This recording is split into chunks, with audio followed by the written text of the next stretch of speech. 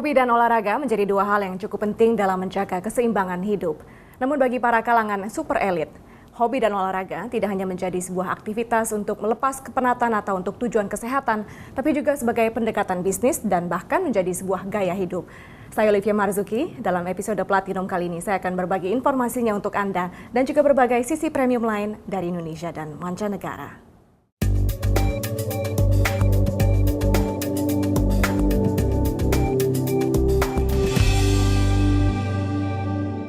Jika mengendarai mobil sport seperti Audi adalah kegemaran Anda, maka Anda harus memiliki sertifikat mengemudi khusus dari produsen mobil mewah asal Jerman ini.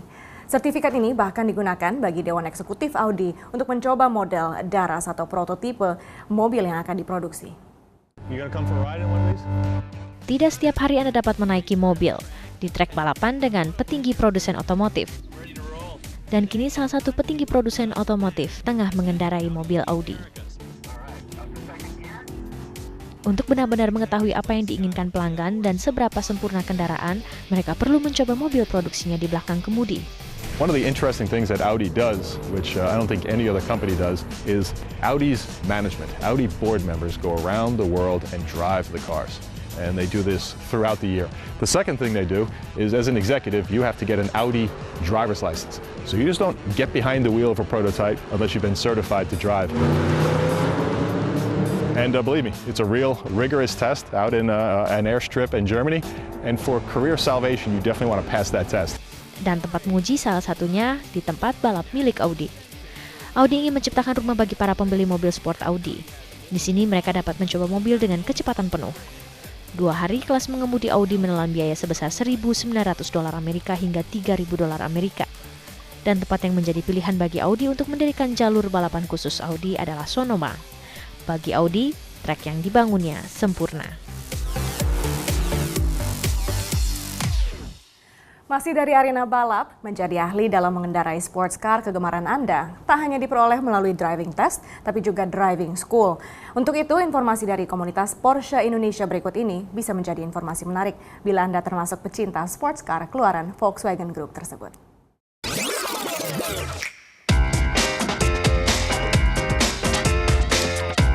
Driving test umumnya dilakukan untuk menguji kelayakan sebuah mobil yang masih baru.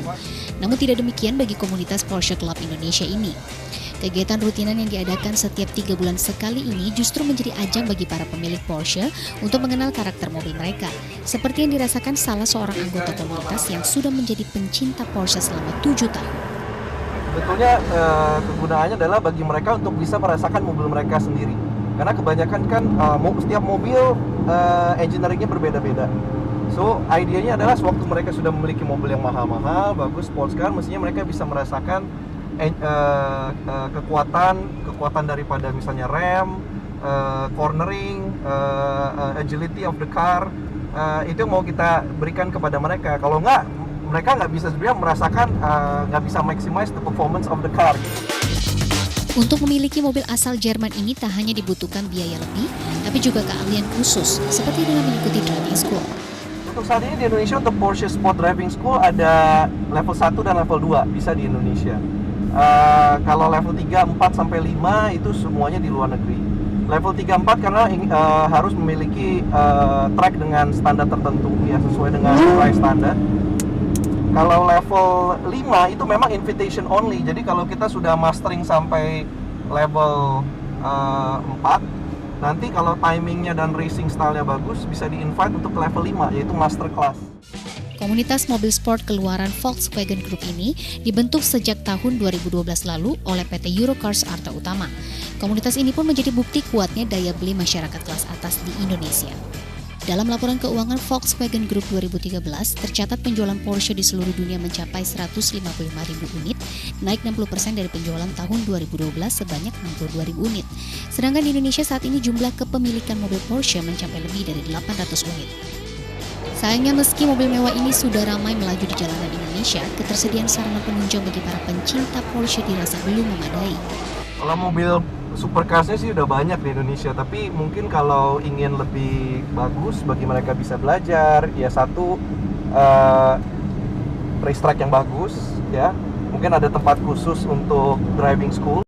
Memiliki mobil sport tak hanya sekedar hobi berbiaya tinggi, tapi juga simbol gengsi bagi para pecintanya, sekaligus peluang bagi para produsen mobil mewah lainnya untuk semakin agresif menggarap pasar super premium di Indonesia.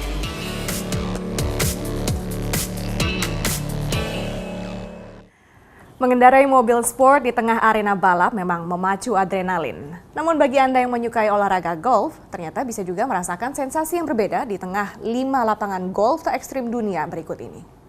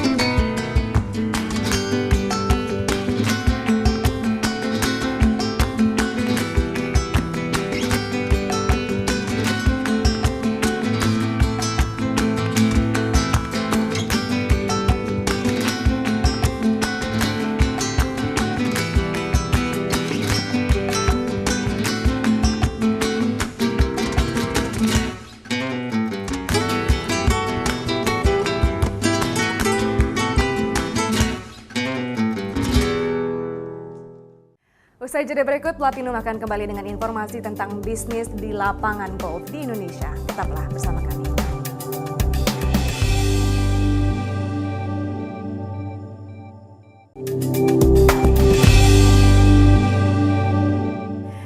Anda kembali bersama Platinum. Hampir semua topik bisnis bisa didiskusikan saat beraktivitas di tengah-tengah lapangan golf. Itulah sebabnya bisnis klub golf menjadi salah satu industri yang sangat menjanjikan dengan memanfaatkan target pasar kalangan menengah atas. Apalagi bila letaknya di sekitar bandar udara yang menjadi pusat perjalanan bisnis para eksekutif, seperti Cengkareng Club Golf yang sudah ada sejak 15 tahun lalu.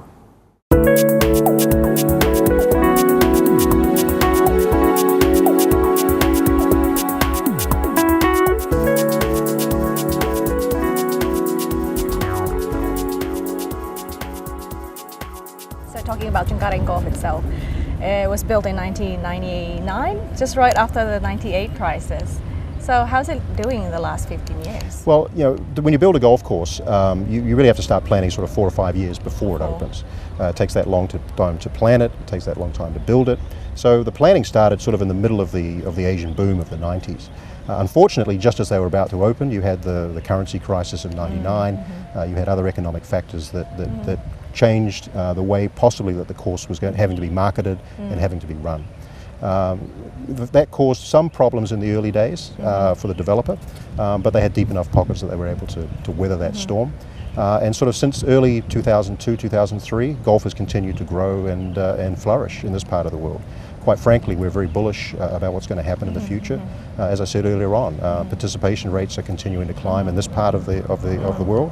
Indonesia is looking great. So. Exactly, like in Jakarta and Jabodetabek alone, we see at least 38 golf courses. So the number is really picking up. Do you see like this is like a trend for business people to build a golf course in Jakarta? Is it that profitable? Well, I think what's happened is golf development in this part of the world, the same as anywhere else, has followed a trend of developing around real estate. Cengkareng is a bit unique. Of course, we have an industrial park that's or a business park that's around our golf, but predominantly we looked at it purely as a golf model, which is why we built the golf course the way it was built. We didn't use a high-name designer. We used someone who could design a golf course that was relatively easy to play, but could still host a major international event. We've hosted 2 Indonesian Opens, 2005 and 2008. So the course itself was designed to accommodate the mass market of golfers and to make it fun. So being close proximity to the airport, is that an advantage to your business? It's an advantage and a disadvantage. Obviously, noise pollution plays a little bit of a role in people's experience here. But given land supply in Asia and the tightness of land supply, people are more accepting of that than perhaps they would be in more Western countries. And to be honest with you, once you've played here a few times, you don't really notice it becomes background noise, and you don't really notice it. From a visibility standpoint, Jakarta Airport has about 55 million passengers a year through it. They are right on our tollway, our front door. We have about 50 million people driving through or past our golf course every day. That has to have an impact, a positive impact on our business. Just the sheer fact that we're visible, more so than many other golf courses, and that people can come and play us on their way to flying out, or on their way of coming back from somewhere, or they're traveling tourism, coming into Jakarta, can just stop and play very quickly on their way into the city. It has to be seen as a big plus for us. And we can conclude that because people come here from Europe, from America, they love playing golf in Indonesia purely for the reason that we provide better service. Is that something you would I think Asian think is hospitality, accurate? Asian hospitality is world renowned. And when you compare the service standards in Asia to perhaps the service standards in the US seems to be quite formal. If you go to various golf courses all around America, it's almost the same basic greeting. It's very structured. It's good, but it's very less personalized. It's very cookie cutter in many respects. In Asia, there's a natural sense of hospitality. There's a sense that people want to look after you and to take care of you. Thailand's a very good example of that, and certainly that happens in Indonesia as well. A great example of that is Balinese culture. I think whenever anyone that's visited Bali will tell you that the hospitality there is phenomenal, and the way that they're treated is phenomenal. We try to bring that into our club and to ensure that our staff treat people the same way, and that's really it's one of the key components to what we do. Tell us about the demography of your members. Well, our members, it's an interesting bunch. Because we're such our location, we have obviously a large portion of our members are Indonesian. We also have a very large Japanese contingency of expatriates here, a lot of them for building in roads or infrastructure, rail, and other Japanese multinational companies are here. We also have a large Western expat community, and they play at different times. The Japanese tend to play Sunday mornings, the Indonesians tend to play Saturday mornings, the Western community tends to play Saturday afternoon and Sunday afternoon, and in member events they all get together and have a great time. So it's a different, it's a very mixed club, it's a very diverse club, it's a very diversified business in terms of the culture of people. We don't go after one specific subset. We create a product and people are attracted to that product. Okay, so how was the Indonesian Open, the two tournaments that you hosted? How big is the impact in the business? It's not a big impact immediately. What golf events do for courses is put you on the map. It establishes you as a credible golf course. It establishes you as a course that the best professionals in the world can play on. We had Darren Cart playing, we've had Colin Montgomery playing here. So some of the world's best players have actually played here. And that's really what it does. In terms of a big spike in business, following the event, yes, you'll find that 2 or 3 weeks following the event, a lot of people want to come and play your golf course. So there is an upside. But there's also a downside economically. You have to spend a lot more money preparing the golf course.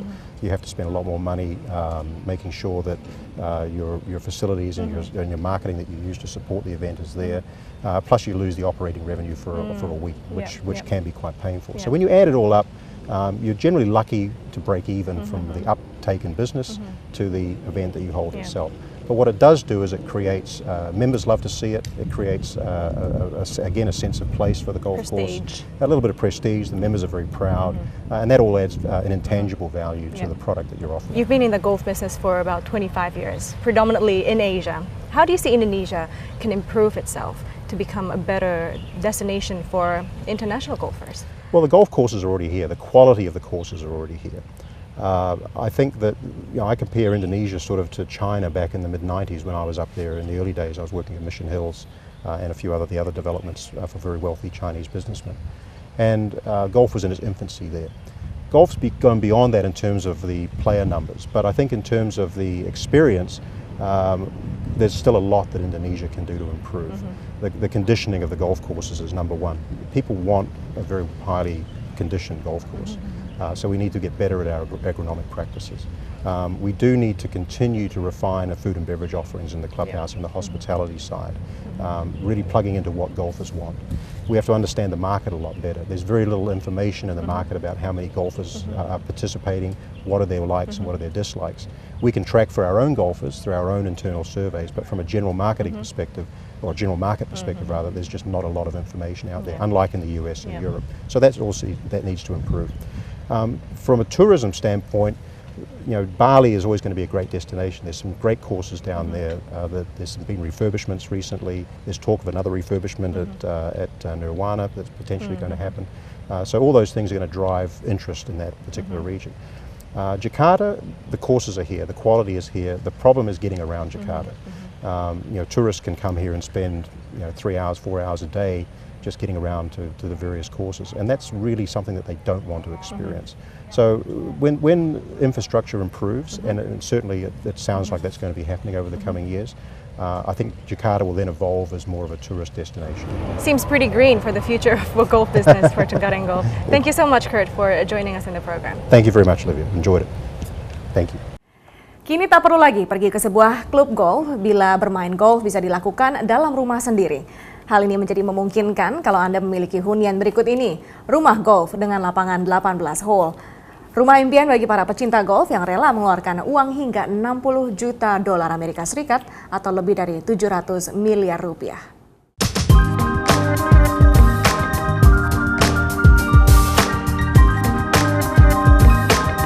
Ini merupakan rumah impian para penggemar golf. Di dalamnya terdapat 3 perkebunan luas dan kolam. Luas lahan bangunan ini mencapai 24 hektar yang terletak di pusat Hamptons. Mengapa disebut rumah impian penggemar golf? Kan dilengkapi lapangan golf pribadi 18 hole. Properti mewah ini dibangun oleh perancang US Open Rhys Jones, dan tak hanya itu, kemewahan bangunan ini juga dilengkapi dengan adanya 2 nuansa ruangan yang berbeda. Rumah utama memiliki luas 1.860 meter persegi dengan 8 kamar tidur, 12 kamar mandi, 14 taman, lapangan tenis rumput, kolam renang, pavilion untuk tamu, dan 3 kolam.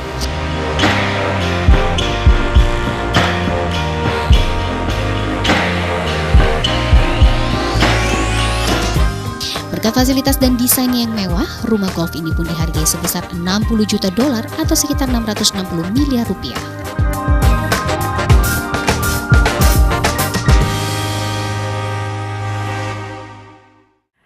Platino masih akan kembali usai jeda berikut dengan berbagai informasi lain dari mancanegara. Tetaplah bersama kami.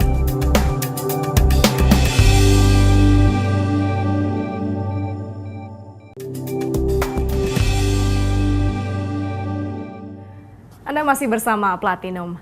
Membeli sebuah rumah golf tentunya menjadi hal yang mudah dilakukan bila Anda memiliki penghasilan sebanyak 5,3 juta dolar Amerika Serikat dalam semalam atau hampir 62 miliar rupiah, seperti pasangan Beyonce dan Jay-Z berikut ini. You ready, B? Beyonce dan Jay-Z inilah pasangan paling populer di industri musik saat ini. Sejak pertama kali berkolaborasi dalam lagu Bonnie and Clyde pada tahun 2002, pernikahan rahasia pada 2008 hingga peluncuran album terbaru Beyonce pada Desember 2013 lalu, kisah dan prestasi keduanya terus menjadi perhatian halayak. Pasangan ini memiliki total kombinasi album solo sebanyak 20 dan 117 dalam 100 tangga lagu teratas Billboard serta tiket tur yang habis terjual. Sukses tersebut berhasil menarik perhatian sejumlah perusahaan yang kemudian menjadikan Beyonce sebagai model utamanya, termasuk Pepsi, L'Oreal, dan American Express. Sementara Jay-Z mendapat perhatian dari Samsung, tim basket NBA Brooklyn Nets, serta Barclays Center. Belum termasuk mendirikan klub olahraga sendiri yakni Rock Nation.